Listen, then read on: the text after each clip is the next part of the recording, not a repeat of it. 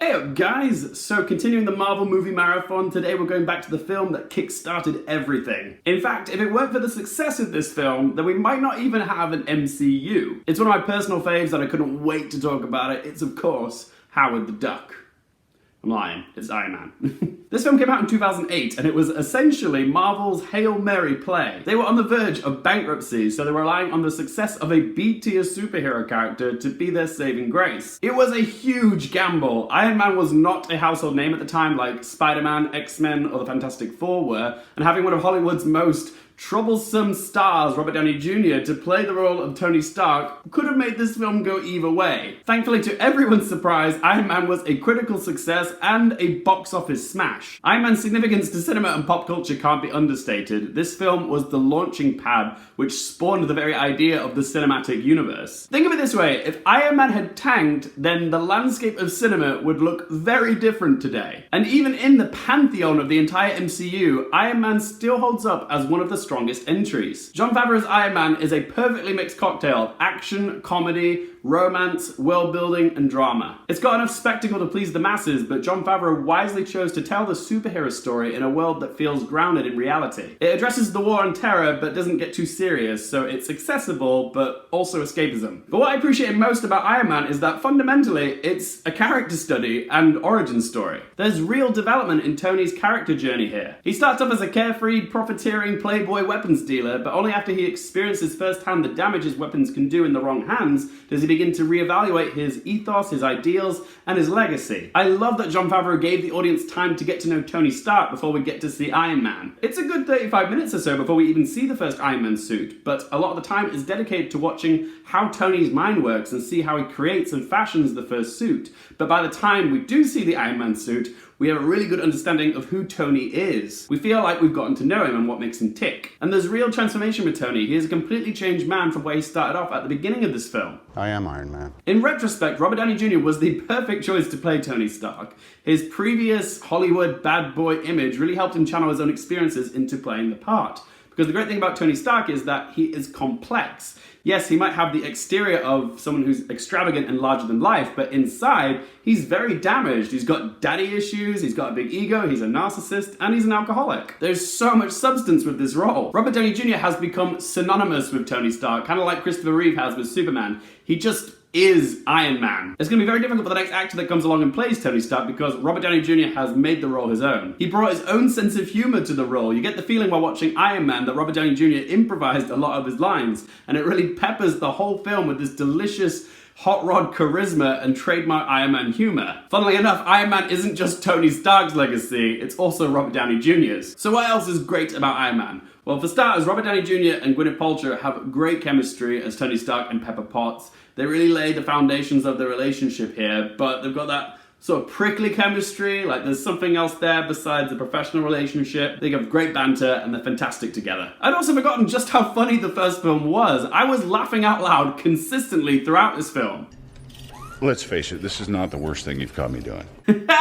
Been there. Even Gwyneth Paltrow has some really funny lines in this. I do anything and everything that Mr. Stark requires, including occasionally taking out the trash. Oh, the shade! Even Robert Downey Jr. just interacting with his fire extinguisher robot is hilarious.